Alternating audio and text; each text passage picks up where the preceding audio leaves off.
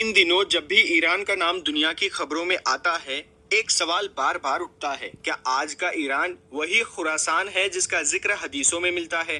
क्या सच में 1400 साल पहले अल्लाह के रसूल सल्लल्लाहु अलैहि वसल्लम ने उस इलाके की तरफ इशारा किया था जहां आज ईरान मौजूद है?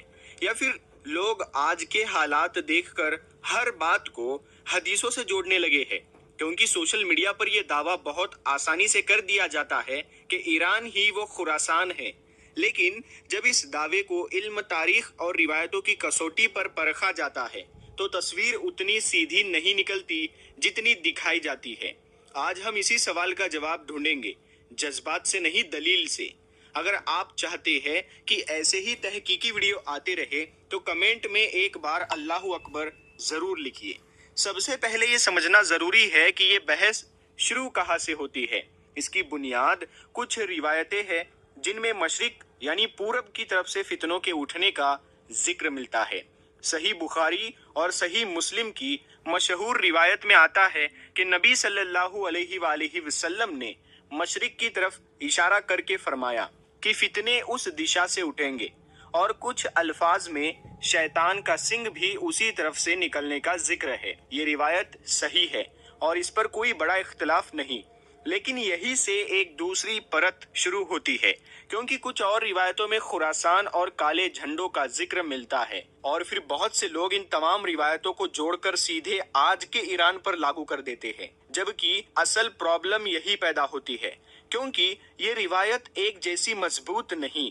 मुहद्दिसीन ने काले झंडों और खुरासान से जुड़ी कई रिवायतों की सनद पर कलाम किया है। कुछ को कमजोर कहा गया, कुछ के बारे में कहा गया कि उनका ताल्लुक आने वाले जमाने से नहीं बल्कि पुराने दौर की जंगों से हो सकता है। इसीलिए सबसे पहली गलती यही है कि लोग हर मशहूर बात को बिना जांच किए हदीस समझ लेते हैं। लेकिन अब असली सवाल आता है, अगर खुरासान का जिक्र आता है तो वो था क्या? क्योंकि यही वो जगह है जहां सबसे ज्यादा गलत फहमी फैलाई जाती है। आज बहुत से लोग समझते हैं कि खुरासान का मतलब सिर्फ ईरान, जबकि ये बात अधूरी है। पुराने जमाने में खुरासान किसी एक मुल्क का नाम नहीं था, वो एक बहुत बड़ा इलाका था जिसमें आज का पूर्वी ईरान, अफगानिस्तान, तुर्कमेनिस्तान, उज्बेकिस्तान और आसपास के कई इलाके शामिल थे।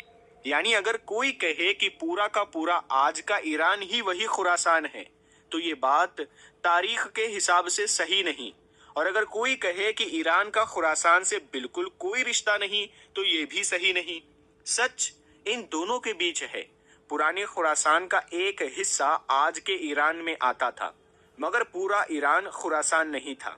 यही वो नुक्ता है जिसे समझे बिना लोग जल्दबाजी में फैसले कर लेते हैं, क्योंकि जब किसी इंसान को ये पता चलता है कि ईरान का हिस्सा पुराने खुरासान में आता है और आज वही ईरान दुनिया की बड़ी ताकतों को चुनौती दे रहा है, तो उसके लिए इन रिवायतों को आज के हालात से जोड़ना आसान हो जाता है। लेकिन आसान होना और सही होना एक बात नहीं। इतिहास को समझने के लिए सिर्फ मिलता जुलता होना काफी नहीं, ठोस दलील चाहिए। और अगर आज की दुनिया को देखे तो ये बात माननी पड़ेगी कि ईरान अब सिर्फ एक मामूली मुल्क नहीं रहा। मिडल ईस्ट की शायद ही कोई बड़ी सियासी हलचल हो जिसमें उसका नाम ना आए। उसके असर की पहुंच उसकी सरहदों से बाहर तक जाती है, और यही वजह है कि बहुत से लोग कहते हैं कि अगर किसी मुल्क को आज पुराने मशरिक और खुरासान की बहस से जोड़ा जाता है तो वो ईरान ही है, क्योंकि उसका असर, उसकी जगह और उसका बढ़ता हुआ किरदार लोगों को उस तरफ सोचने पर मजबूर करता है। लेकिन यहाँ एक बहुत जरूरी फर्क समझना चाहिए। किसी मुल्क का असरदार होना और किसी रिवायत का उसका पक्का मिस्दाक होना दोनों अलग बातें हैं। वरना इतिहास में जितनी बड़ी बड़ी ताकतें उठी, सबको लोग किसी न किसी निशानी से जोड़ देते।